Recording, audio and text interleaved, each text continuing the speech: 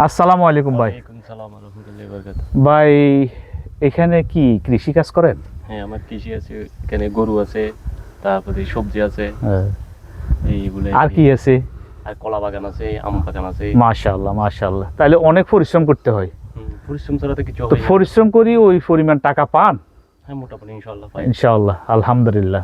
বাজারে সবজির রেট তো এখন মোটামুটি ভালোই চলে। হ্যাঁ, এখন আপনারা পাইকারি দেন নাকি খুচরা বিক্রি করেন? আমরা খুচরাও বিক্রি করি, পাইকারিও দিই।